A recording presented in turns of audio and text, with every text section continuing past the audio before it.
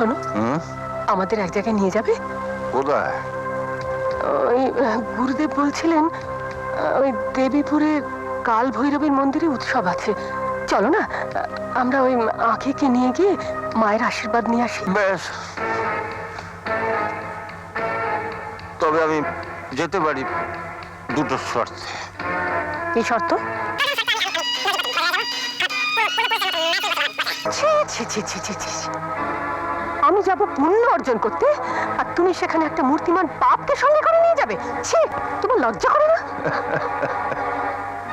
তোমার পুণ্য তোমার কাছে, আমার পাপ আমার কাছে।